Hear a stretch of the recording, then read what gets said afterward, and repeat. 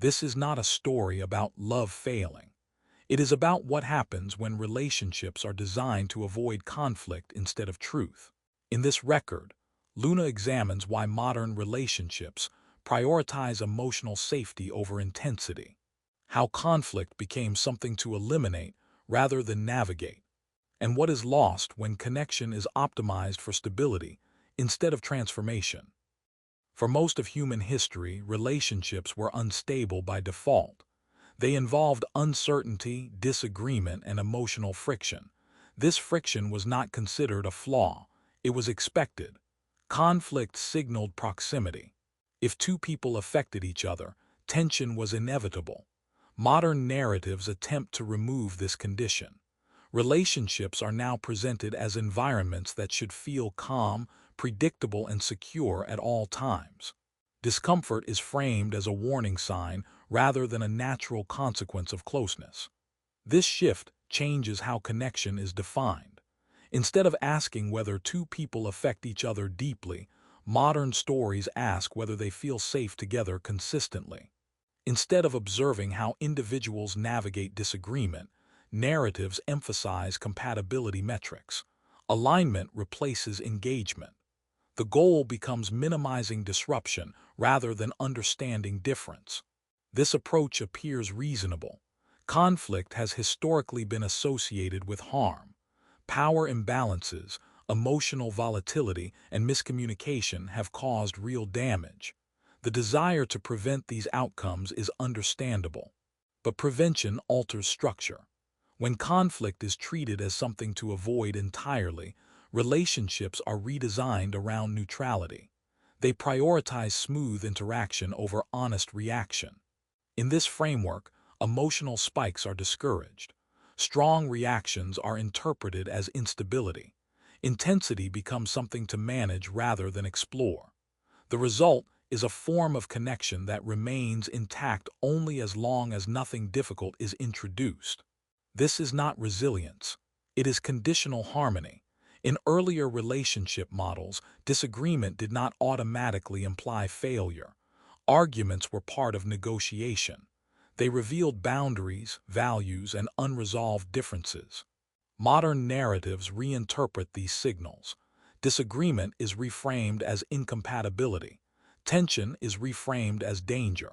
Emotional friction is reframed as immaturity. This reframing reduces tolerance for complexity. Relationships are expected to function smoothly from the beginning. Any deviation is interpreted as evidence that the connection was flawed from the start. This creates pressure to suppress reaction. Individuals learn to manage their responses preemptively. They filter their words. They soften their reactions. They avoid expressing discomfort directly. This behavior is often praised as emotional intelligence. But emotional intelligence does not require silence. It requires awareness. When awareness is replaced with suppression, communication becomes performative. People say what preserves stability rather than what reflects experience. Over time, this produces relationships that feel calm but distant. Nothing explodes. Nothing escalates. Nothing resolves. Tension is not processed. It is deferred indefinitely. This deferral accumulates. Unspoken disagreements remain present beneath the surface. They are never addressed, only managed. The relationship remains functional, but its depth is limited by what cannot be expressed. The absence of overt conflict is mistaken for success, but success measured by quietness ignores the cost of restraint.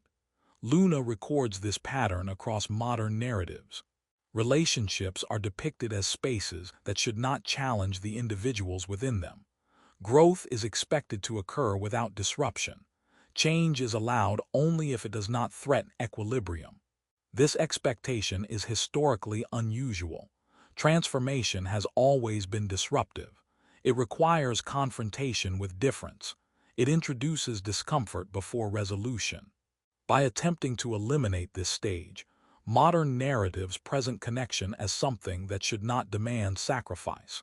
The language used reinforces this expectation. Partners are described as supportive, understanding, and emotionally available. They are rarely shown disagreeing in ways that matter. When conflict arises, it is resolved quickly or redirected externally. This creates relationships that appear complete without ever being tested. The audience recognizes this pattern. It does not provoke anger, it produces skepticism. Viewers sense that something essential has been removed. They see connections that are functional but not formative. The question becomes whether relationships can remain meaningful without friction. If disagreement is treated as failure, can growth occur? If intensity is avoided, can attachment deepen? Modern narratives do not answer these questions. They sidestep them. Luna does not propose that conflict should be glorified. It notes that the elimination of conflict produces its own limitations. When relationships are optimized for safety, they become fragile in different ways. They rely on maintained conditions rather than mutual adaptation. This record observes the trade-off. Stability increases, transformation decreases. Whether this is progress depends on what is valued more. There is a reason modern relationships are designed to avoid conflict. It is not accidental. It is not the result of individual preference alone. It is a response. Historically, conflict inside relationships carried real consequences. Arguments escalated into control. Disagreements turned into dominance. Silence became punishment. For many people, especially those who experience these patterns directly or indirectly, conflict is not neutral. It signals danger. Modern relationship narratives emerge from this memory. They attempt to build environments where no one is overwhelmed, where no one is cornered, where emotional harm is minimized before it can occur. From this perspective, the avoidance of conflict is not weakness. It is protection. Safety becomes the primary value. Partners are encouraged to communicate calmly, to de-escalate quickly, to prioritize understanding over expression. Strong reactions are framed as instability. Emotional intensity is interpreted as a lack of regulation. In this framework, the ideal relationship is one that remains balanced regardless of circumstance. Nothing should spike. Nothing should rupture. Nothing should force confrontation. This approach has benefits. People feel less threatened. Boundaries are respected more consistently. Explosive cycles are reduced. For many, this represents genuine progress. It creates space for individuals who were previously marginalized by volatility. It allows relationships to exist without fear of collapse, but this safety comes with structural consequences. When conflict is treated primarily as a risk, it is managed preemptively. Individuals begin monitoring themselves before interaction occurs. They anticipate disagreement and soften their position in advance. They avoid language that might provoke reaction. They internalize discomfort rather than externalize it. This behavior is rewarded. Partners are praised for being easy to be with, for being low maintenance, for not causing tension. Over time, these traits become expectations. The relationship begins to depend on emotional containment rather than mutual processing. This creates a quiet pressure, not to express too much, not to need too much, not to react too strongly. Conflict does not disappear. It changes form. Instead of open disagreement, it becomes emotional distance. Instead of arguments, it becomes disengagement. Instead of confrontation, it becomes withdrawal. The relationship remains intact, but its energy declines. This is not immediately visible. From the outside, the connection appears stable. There are no dramatic moments, no visible breakdowns, but internally something shifts. People begin to feel less affected by each other. They stop risking expression. They preserve equilibrium at the expense of intensity. In this environment, growth slows. Growth requires friction. It requires exposure to difference. It requires the possibility of being changed by another person. When conflict is eliminated, transformation becomes optional. Modern narratives often frame this outcome positively. They present relationships that last without struggle. They emphasize longevity as success. They equate endurance with health. But endurance alone does not indicate depth. Two people can coexist indefinitely without influencing each other meaningfully. This is not failure, but it is a specific choice. A choice to value stability over evolution. Some viewers recognize this trade-off and accept it willingly. They prefer calm to intensity. They prefer predictability to challenge. Others experience something else. They sense that something essential has been lost. That relationships no longer demand engagement at a fundamental level. That emotional safety has become indistinguishable from emotional distance. This divide explains why modern relationship narratives provoke subtle discomfort rather than outright rejection. People do not argue with them. They quietly disengage. The absence of visible conflict creates a lack of interpretive space. Without disagreement, there is nothing to analyze. Without tension, there is nothing to resolve. Without rupture, there is nothing to repair. Repair is where bonding often deepens. When relationships are designed to avoid damage entirely, they also avoid repair. They remain untested. Luna records this not as a condemnation of safety, but as an observation of its limits. Safety reduces harm. It also reduces exposure. Exposure is not always healthy, but without it, relationships cannot exceed their initial parameters. They remain what they were designed to be. The question is not whether conflict should exist.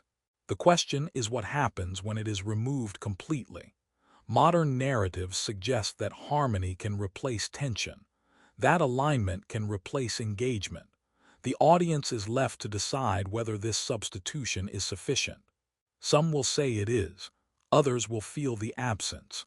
Luna records both reactions without prioritizing either, because the tension between safety and depth cannot be resolved without choosing a cost, and every choice has one. There is another perspective that modern narratives rarely explore directly. Some argue that conflict is not merely an obstacle to connection, but a requirement for it. From this view, disagreement is not a sign of failure. It is evidence of presence. When two people engage deeply, friction is inevitable. Values differ, priorities collide, emotional histories surface. Conflict in this sense is not destructive by default. It is informative. It reveals where individuals are willing to bend and where they are not. It exposes limits that cannot be negotiated silently. It forces clarification. In earlier relationship models, this process was visible. Arguments were not necessarily resolved quickly. They unfolded. They escalated. They sometimes caused damage, but they also created understanding. Through conflict, partners learned how much influence they had over each other. They discovered which differences could be integrated and which could not. This learning process was uncomfortable. It carried risk, but it produced depth. Modern narratives tend to reinterpret this risk as unnecessary. They suggest that if conflict arises, the relationship itself may be flawed. That compatibility should eliminate the need for confrontation. This assumption shifts responsibility. Instead of asking how two people manage disagreement, stories ask whether they should be together at all. Conflict becomes a diagnostic tool rather than a developmental stage. This change alters behavior. People begin selecting relationships based on the absence of tension rather than the capacity to navigate it. They look for ease instead of engagement. They prioritize smoothness over resilience. At first, this feels liberating. There are fewer arguments, less emotional exhaustion, more immediate comfort, but comfort has a ceiling. Once reached, nothing pushes the relationship forward. Without moments of rupture, there are no opportunities for repair. Without repair, there is no reinforcement of trust. Trust deepens not when nothing goes wrong, but when something goes wrong and is addressed. This is where conflict becomes structurally important. It introduces the possibility of loss. And where loss is possible, investment increases. Modern narratives often remove this condition. By ensuring that relationships remain safe at all times, they eliminate the stakes that make attachment meaningful. This does not make relationships healthier. It makes them less demanding. Less is required. Less is risked. For some, this is precisely the goal. They do not want relationships that challenge them. They want environments that support their existing identity. From this perspective, conflict is unnecessary friction, something to be engineered out, but others experience this design as limiting. They sense that without challenge, relationships become static. They do not evolve. They do not transform. They persist, but they do not deepen.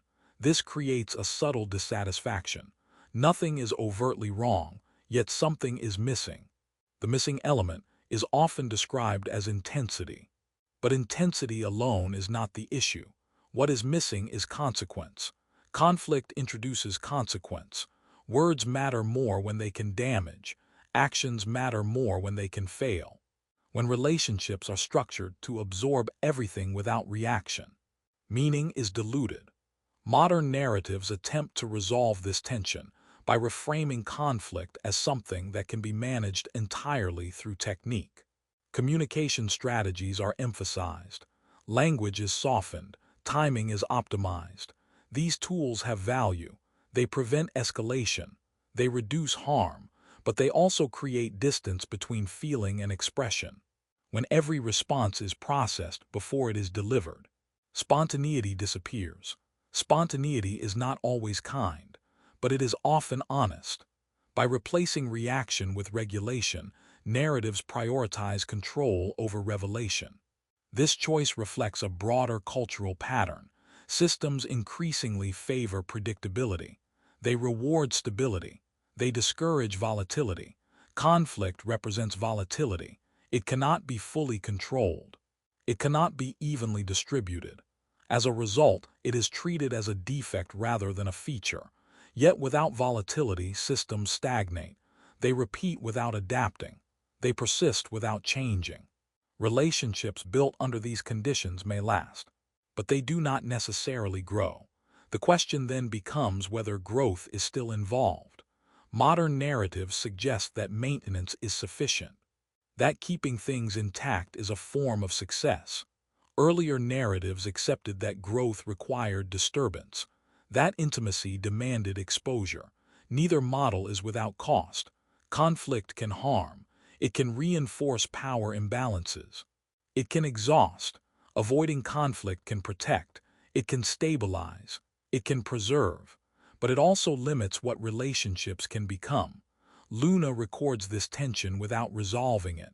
Some relationships are saved by avoiding conflict. Others are hollowed out by it. Some are strengthened through confrontation. Others are destroyed.